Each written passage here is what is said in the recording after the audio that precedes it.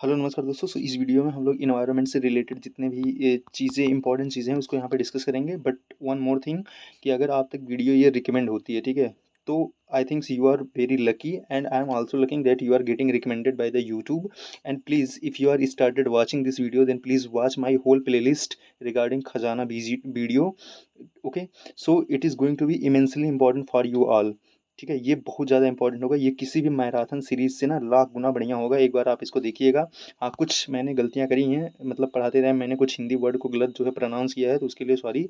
But आपको बहुत कुछ सीखने को मिलेगा। तो यहाँ पे देखते हैं, इकोलॉजी वो ब्रांच है साइंस का जो लिविंग ऑर्गेनिज्म की डिस्ट्रीब्यूशन और उनके इंटरेक्शन को अपने इन्वायरमेंट के साथ स्टडी करता है। तो ये होता है इकोलॉजी। इकोलॉजी की बात करते हैं तो ये जो है 1866 में जो है जर्मन बायोलॉजिस्ट थे अर्नस्ट हैकल ने इसका नाम दिया था। ठीक है, तो जो है जो शब्द है इकोलॉजी इसको किसने दिया था? अर्नस्ट हैकल ने। तो याद रखना, जैसे हमारे यहाँ कुछ होता है, कुछ लोग जो है वो जब बोलते टाइम तो वो सही से बोल नहीं पाते हैं। ठीक है, तो याद रखना, तो ऐसे ही इसको हम कोरिलेट, तो वो व्यक्ति क्या होता है? हकलाता है ना। तो ऐसे मतलब हम लोग इसको कोरिलेट कर लेंगे कि हकलाने से ही क्या हो जाएगा, वो जो है इकोलॉजी टर्म जो है आया है। तो इस प्रकार से थोड़ा सा कोरिलेट कर लेंगे।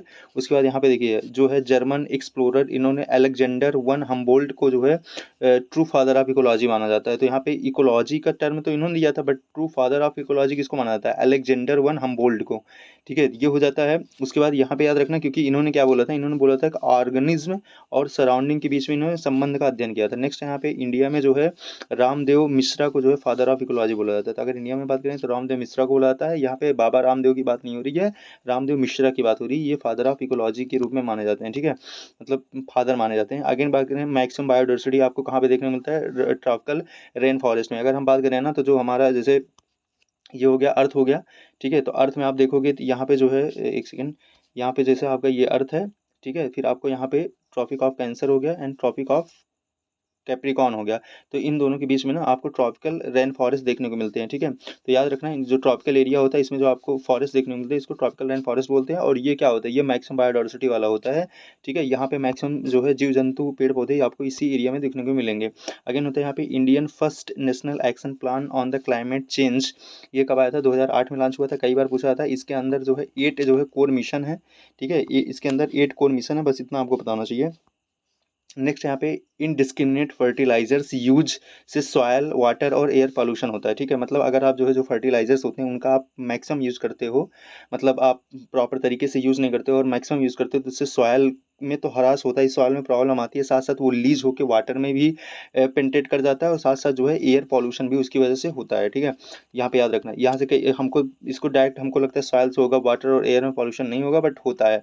अगेन यहाँ पे राइस फील्ड एक आर्टिफिशियल इकोसिस्टम है। ये कई बार पूछा जाता है कि जैसे ऑप्शन दे देगा 4 और आपसे पूछेगा कौन सा इसमें आर्टिफिशियल इकोसिस्टम है, that would be the rice. Okay, again यहाँ पे है इंसान जो है, जो ह्यूमन होता है, जो वो क्या होता है? फूड चेन में प्राइमरी और सेकेंडरी कंज्यूमर दोनों होता है। ठीक है, उसको प्राइमरी कंज्यूमर भी बोला जाता है और सेकेंडरी कंज्यूमर बोला जाता है। नेक्स्ट यहाँ पे बायोडाइवर्सिटी जो लॉस का मेन कारण वो क्या होता है? नेचुरल हैबिटेट डिस्ट्रक्शन होता है। ठीक है, नेचुरल बायोडाइवर्सिटी का मेन जो कारण है वो नेचुरल हैबिटेट डिस्ट्रक्शन। याद रखना है, देखो इसके कई कारण हो सकते हैं, बट वो क्या होंगे? सेकेंडरी कारण होंगे।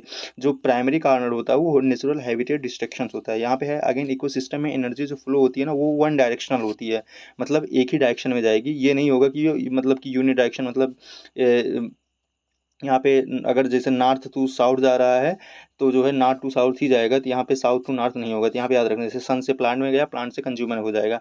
अगेन प्लांट फोटोसिंथेसिस के जरिए सोलर एनर्जी को कैप्चर करते हैं और ऊपर फूड चैन एनर्जी में घटती जाती है। तो याद रखना, फोटोसिंथेसिस के जरिए जो सोलर एनर्जी को क्या करते हैं? कैप्चर करते हैं और फूड चैन में एनर्जी क्या होती है? घटती जाती है। ठीक है, फूड चैन में एनर्जी क्या होती है? घटती जाती है। जैसे सबसे ज़्यादा एनर्जी जैसे जो प्राइमरी होगा उसमें होगा, फिर जैसे जैसे ऊपर जाएगा वो एनर्जी क्या होगी? एनर्जी डिक्रीज होती जाती है। अगेन यहाँ पे सिगरेट स्मोक का मेन पॉल्यूटेंट क्या होता है? कार्बन मोनोऑक्साइड होता है और बेंजीन होता है। यहाँ पे याद रखना, यहाँ पे देखो आपको ऑप्शन में कार्बन मोनोऑक्साइड के स्थान में कार्बन डाइऑक्साइड भी दे सकता है, बट यहाँ पे you have to very careful. यहाँ पे आपको कार्बन मोनोऑक्साइड है। ठीक है, कार्बन मोनोऑक्साइड क्या होता है? जब कोई चीज़ है ना, मतलब सही तरीके से जलती नहीं है तो वहाँ पे कार्बन मोनोऑक्साइड देखने को मिलता है। और यहाँ पे इसके साथ साथ आपको बेंजीन, ठीक है, ये देखने को मिल जाता है। उसके बाद स्पर्म हेल जो है दुनिया का सबसे बड़ा टूथ व्हेल और प्रेडेटर है, ये भी पता होना चाहिए। उसके बाद यहाँ पे है कि जो गल्फ ऑफ मन्नार है मैरीन नेशनल पार्क, जो कि आपको तमिलनाडु में देखने को मिलता है, जो जो इसमें टोटल जो है 21 आइलैंड है और कोरल रीफ के साथ ये एक प्रोटेक्टेड एरिया भी है। तो यहाँ पे याद रखना, कई बार पूछा जाता है इसमें कितने आइलैंड है, तो 21 आइलैंड है, दैट्स वेरी इंपॉर्टेंट। उसके बाद यहाँ पे पूछा जाता है मेगा डाइवर्स कंट्रीज, वे देश हैं जिनमें अर्थ के मेजॉरिटी स्पीसीज की कई इंडेमिक स्पीसीज पाई जाती हैं, तो ये भी पता होना चाहिए। अगेन है प्राइमरी प्रोडक्शन का मतलब होता है ऑर्गेनिक कंपाउंड सिंथेसिस, CO2 से सिंथेसिस या यहाँ पे है केमोसिंथेसिस के द्वारा होता है। मतलब प्राइमरी प्रोडक्शन का मतलब क्या होता है, प्राइमरी प्रोडक्शन का मतलब ये हो गया कि जैसे हमारे जो प्लांट्स होते हैं ना, प्लांट्स, ठीक है, प्लांट्स हो गए या ट्री हो गए, they are called the primary production. ठीक है, प्राइमरी प्रोडक्शन क्या करते हैं, क्योंकि वो क्या करते हैं यहाँ पे फोटोसिंथेसिस के द्वारा वो जो है CO2 को लेके अपना भोजन जो है तैयार करते हैं। ठीक है, मतलब यहाँ पे सन की लाइट होगी और यहाँ पे CO2 होगा, उस इन दोनों का यूज करके वो अपना जो है फूड जो है प्रिपेयर करते हैं, इसलिए उनको प्राइमरी प्रोडक्शन बोला जाता है। अगेन यहाँ पे है कार्बन ट्रेडिंग जो होता था, ये क्योटो प्रोटोकॉल से शुरू होता। क्योटो प्रोटोकॉल कब हुआ था, 1997 में हुआ था, 1997 में हुआ था क्योटो प्रोटोकॉल। तो याद रखना ये इसमें जो है कार्बन ट्रेडिंग यहीं से आता है, कई बार ये भी पूछा गया है, ताकि जो डेवलप्ड नेशन है ग्रीन हाउस गैस को क्या कर सकें, green house gas reduction credit खरीद सकें। ठीक है, उसके बाद बात किया जाता है इंटरनेशनल इमिशन ट्रेडिंग के तहत जो है कंट्रीज कार्बन क्रेडिट ट्रेड करते हैं, ये भी पता चाहिए। अगेन यहाँ पे एडाफिक फैक्टर जो होता है ये सॉइल से रिलेटेड होता है, कई बार ये भी पूछा था कि एडाफिक फैक्टर किससे रिलेटेड है, तो ये सॉइल थी मृदा से रिलेटेड होता है। जैसे ड्रेनेज हो गया, उसमें उसका टेक्सचर कैसे है, मतलब जो सॉइल होती है वो छोटी है कि बड़ी है, एंड उसकी पीएच वैल्यू क्या है, ये सब जो है उससे पता चलता है। अगेन बात करें जो यहाँ पे निस होता है, niche narrowing heavy body size and lack of the genetic variety extent के कारण होते हैं, ब्रॉड निस नहीं। तो देखो अगर किसी मतलब जैसे क्या होता है, जैसे आपको अगर एक मतलब आपका एरिया क्या हो जाए, आपका एरिया जो है ज़्यादा हो जाए या फिर आपका एरिया छोटा हो जाए, तो आप ही बताओ ना आपके लिए अच्छा क्या होगा, कि आपका एरिया ज़्यादा हो जाए तो वो सबसे अच्छा माना जाता है। तो वही सेम चीज़ यहाँ पे निस के साथ है, अगर निस जो है ब्रॉड निस नहीं, तो यहाँ पे याद रखना अगर निस जो है वो क्या हो रहा है, छोटा हो जा रहा है, ये हो जा रहा है, तो उसकी वजह से आपका जो है जो जेनेटिक डाइवर्सिटी है वो सब क्या हो जाती है, खत्म हो जाती है, और ब्रॉड निस में क्या होता है, अच्छा होता है। अगेन है इंडिया में इन्वायरमेंट प्रोटेक्शन एक्ट जो है 1986 में आया था, जो नेशनल वाइड जो है क्या एप्लीकेबल है, ये भोपाल जो ट्रेजेडी हुई थी 1984 में, उसी के बाद आया था, भोपाल गैस जो घटना घटी थी उसी के बाद ये जो है इन्वायरमेंट प्रोटेक्शन एक्ट 1986 में आया था। उसके बाद याद रखना फॉरेस्ट एरिया का इकोलॉजिकल बैलेंस के लिए 30% होना चाहिए।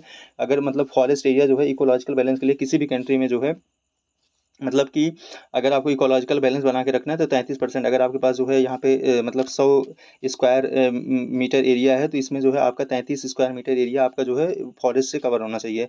नेक्स्ट यहाँ पे जो है वर्ल्ड अगर ओजोन लेयर की बात करें, तो जो है वर्ल्ड ओजोन लेयर जो कंजर्वेशन डे है, ये जो है 16 सितंबर को मनाया जाता है, सबको ही पता होता है ये। अगेन है यहाँ पे ग्रीन मफलर, यहाँ पे ग्रीन मफर या इसको मफलर भी बोला जाता है, का यूज जो है नॉइजी रोड के पास 4-5 रोज में पौधे लगाना, ताकि जो है नॉइज़ पोल्यूशन को कम किया जाता है। कई बार पूछा जाता है कि ये ग्रीन मफर किससे रिलेटेड है, तो ये नॉइज़ पोल्यूशन को कंट्रोल करने से रिलेटेड। अगेन यहाँ पे ओशन दुनिया का सबसे बड़ा क्या इकोसिस्टम है, दैट्स वेरी इंपॉर्टेंट। तो ओशन जो है दुनिया का सबसे बड़ा इकोसिस्टम है। अगेन है पैडी फील्ड को मेथेन गैस प्रोड्यूसर कहते हैं, तो यहाँ पे जो मेथेन गैस होता है ना, वो मैक्सिमम आपको जो है जो धान की खेती होती है वहाँ पे देखने को मिल जाएगा। अगेन यहाँ पे है बायोडिग्रेडेबल पॉल्यूटेंट माइक्रो ऑर्गेनिज्म द्वारा हार्मलेस सब्सटेंस में डिग्रेड हो जाते हैं। तो जो बायोडिग्रेडेबल पॉल्यूटेंट होते हैं, मतलब ऐसे पॉल्यूटेंट जो कि मतलब डिग्रेड हो जाते हैं, मतलब धीरे धीरे वो खत्म हो जाते हैं, वो माइक्रो ऑर्गेनिज्म के द्वारा जो है हार्मलेस सब्सटेंस में डिग्रेड हो जाते हैं। ठीक है, नेक्स्ट बात करते हैं इंडिया का पहला जो है नेशनल पार्क कौन था, ये कॉर्बेट नेशनल पार्क होता है, 1936 में बनाया गया था, उत्तराखंड में लोकेटेड है ये। अगेन है डिजर्ट में इतना सोलर एनर्जी होता है कि वो ग्लोबल ईयरली एनर्जी कंजप्शन पूरा कर सकता है। तो याद रखना डिजर्ट जो होता है, जैसे डिजर्ट जो थार मतलब जो डिजर्ट एरिया होता है, उसमें इतनी सोलर एनर्जी होती है कि वो पूरी ग्लोबल एनर्जी की जो कंजप्शन है उसको कंप्लीट कर सकता है, पूरा कर सकता है। बायोस्फीयर शब्द जो है एडवर्ड्स स्विस ने जो है 1875 में कॉइन किया था, इसका मतलब है अर्थ का वह हिस्सा जहाँ पर लाइफ मौजूद है। ठीक है, बायोस्फीयर का जो है बायोस्फीयर का मतलब क्या होता है कि लाइफ पृथ्वी का वह हिस्सा जहाँ पे लाइफ मौजूद है, इसको जो है एडवर्ड स्विस ने यहाँ पे इसको कॉइन करा था, तो ये भी पता होना चाहिए। अगेन यहाँ पे कार्बन मोनोऑक्साइड हीमोग्लोबिन से बाइंड कर ऑक्सीजन ट्रांसपोर्ट को रोकता है, जिसे हाइपोक्सिया कहते हैं। तो याद रखना हाइपोक्सिया किससे रिलेटेड है, तो ऑक्सीजन से रिलेटेड है, और इसकी वजह से ऑक्सीजन का फ्लो क्या हो जाता है, कम हो जाता है। इसमें हाइपोक्सिया में आता कौन सा है, यहाँ पे कार्बन मोनोऑक्साइड आता है, ना कि कार्बन डाइऑक्साइड, ये याद रखना कार्बन मोनोऑक्साइड। ठीक है, अगेन यहाँ पे है वाटर प्यूरिफिकेशन प्यूरिफिकेशन में क्लोरीन का यूज़ किया जाता है। आपने देखा होगा अगर आप पानी जो है पीते हो, जो 20 लीटर वाला बॉटल आता है, अगर आप उसका यूज़ करते हो उसमें क्लोरीन का यूज़ करके उसको क्लीन करा जाता है। अगेन यहाँ पे है इंडस्ट्रीज़ एंड द एग्रीकल्चर से पॉल्यूशन नदी के बायोलॉजिकल कंडीशन को क्या कर देता है, ख़राब कर देता है। UN convention on the climate change 17 जुलाई को रेटिफाइड की गई थी। अगेन बात करें इकोटोन, दो इकोसिस्टम के बीच क्या होता है, ट्रांजिशन एरिया होता है, सबको पता होता है। नेक्स्ट यहाँ पे बायोलॉजिकल साइकिल जो है न्यूट्रल पाथवे है सब्सटेंस के बायोटिक एंड एबायोटिक कंपोनेंट में सर्कुलेशन की होता है। अगेन यहाँ पे national environment engineering research institute Nagpur में स्थित है। ये जो है 1958 में बना था, ये भी याद रखना। और ये जो ministry of science and technology के अंतर्गत आता है, ठीक है, ministry of science and technology के अंतर्गत आता है, ये भी याद रखना। National environment engineering research institute, कई बार इसका क्वेश्चन पूछा जाता है। ये नागपुर में स्थित है, 1958 में बना था। अगेन यहाँ पे ओजोन डिप्लीटिंग सब्सटेंस में जो है आपका क्लोरोफ्लोरोकार्बन हो गया, हैलोजेंस हो गया और कार्बन टेट्राक्लोराइड, ये सब जो है इसके अंतर्गत आते हैं। इकोलॉजिकल फुटप्रिंट, एक व्यक्ति का जीवन सस्टेन करने के लिए रिक्वायर्ड लैंड एरिया होती है। जैसे अगर आपके पूरे जीवन में सस्टेन करने के लिए आपको इतने जो है एरिया की रिक्वायरमेंट है, तो ये आपका क्या कहलाएगा, इकोलॉजिकल फुटप्रिंट कहलाएगा, ठीक है। अगेन दुनिया का सबसे डेंसली जो पॉपुलेटेड डिजर्ट है वो कौन सा, थार डिजर्ट है, जो कि आपको मतलब कि राजस्थान में देखने को मिल जाएगा, इंडिया के राजस्थान में, ठीक है। अगेन यहाँ पे कोरल बीचिंग के मुख्य रूप से जो है सी वाटर टेम्परेचर से राइज के कारण होता है, क्या होता है, कोरल ब्लीचिंग होता है, जिसकी वजह से जो कोरल्स होते हैं वो व्हाइट कलर में आपको दिखने लगते हैं, ठीक है। और हाई जो यहाँ पे बायोलॉजिकल ऑक्सीजन डिमांड होता है, पानी में स्वेज कंटेमिनेशन की निशानी है। और जो क्रॉप लॉगिंग से क्या होता है, फ्रूट ट्री के न्यूट्रेंट स्टेटस का पता चलता है, तो ये भी होना चाहिए। और यहाँ पे देखो दो चीज़ें होती है, एक बीओडी होता है, एक सीओडी होता है, ठीक है। एक होता है केमिकल ऑक्सीजन डिमांड होता है, एक होता है बायोलॉजिकल ऑक्सीजन डिमांड। तो जो इसमें अच्छा कौन सा होता है, कई बार ये भी पूछा जाता है, तो सीओडी जो होता है वो बेटर होता है किससे, बीओडी से, ठीक है, बीओडी से जो है ये बेटर होता है। अगेन यहाँ पे है राइजोबियम जो होता है, ये फाइजोली सोयाबीन्स की नाइट्रोजन फिक्सिंग बैक्टीरिया है, ठीक है। अगेन इंडिया में ड्रिंकिंग वाटर में हाईएस्ट आर्सेनिक कंटामिनेटर कहाँ पे पाया जाता है, यूपी के कानपुर में आपको देखने को मिलेगा। उसके बाद याद रखना ये है गंगा में जो है केमिकल पॉल्यूशन मेनली जो है लेदर इंडस्ट्री के इन्फ्लुएंस से होता है, जो कि कानपुर में अगेन देखने को मिलेगा। अगेन अगर इकोलॉजिकल निक्स कॉन्सेप्ट जो है किसने दिया था, ये ग्रीनेल्स ने दिया था, ठीक है। इकोलॉजिकल जो निस होता है ये किसने दिया था, ये ग्रीनेल्स ने दिया था। अगेन यहाँ पे यूकोलिप्टस ट्री जो होता है ये इन्वायरमेंटल हैजार्ड्स होता है, क्योंकि ये क्या करता है, ट्रांसपायरेशन इसकी क्या होती है, बहुत ज़्यादा हाई होती है, ठीक है। अगेन है एक एक्सटिंक्ट स्पीसीज जो है तब माना जाता है जब उसका नेचुरल हैबिटेट क्या हो, 40 साल से उसे देखा ना गया। मतलब अगर कोई जो है मतलब कि मान लो बर्ड है, तो अगर वो 40 साल से उस एरिया में देखी ना गई हो तो उसको मान लिया जाता है कि वो दुनिया में खत्म हो चुकी है, ठीक है। अगेन यहाँ पे सीएनजी जो होता है ऑफन ऑटोमोबाइल्स में यूज होता है, जो कि मेनली मीथेन से बना होता है, जो पॉल्यूशन को क्या करता है, कम करता है। यहाँ पे याद रखना सीएनजी, ठीक है, कॉम्प्रेस्ड नेचुरल गैस। अगेन यहाँ पे है सोशल फॉरेस्ट्री प्लांट मल्टीपर्पज होते हैं, जो फ्यूल इन्वायरमेंट और फ्रेंडली और फास्ट ग्रोइंग होते हैं। उसके बाद यहाँ पे रखना बायो फर्टिलाइजर क्या होता है, जैसे एजोला हो गया, ब्लू ग्रीन हो गया, ब्लू ग्रीन एल्गी हो गया, एंड यहाँ पे अल्फा अल्फा, ये क्या है, बायो फर्टिलाइजर्स हैं, ठीक है, बायो फर्टिलाइजर्स हैं। आगे बाद सस्टेनेबल एग्रीकल्चर में ज़मीन की क्वालिटी डिग्रेड किए बिना क्या होती है, खेती की जाती है। और नॉर्वे क्या है, दुनिया का सबसे अधिक एसिड रेन वाला क्या है, कंट्री है। उसके बाद यहाँ पे कुछ और भी याद रखना, जैसे यूएनईपी जो होता है, UNEP environment, united nation environment, एक सेकेंड, यूएनईपी इन यूनाइटेड नेशन इन्वायरमेंट प्रोग्राम, इसका जो हेडक्वार्टर है ये नैरोबी केन्या में देखने को मिलता है, ठीक है, ये भी याद रखना। ये 1972 में बना था, ये भी कई बार पूछा जाता है, तो ये भी आपको पता होना चाहिए, ठीक है। तो आई थिंक इसमें ये सब इंपॉर्टेंट थे, कुछ तो आपको याद ही हो जाने चाहिए। And thank you guys.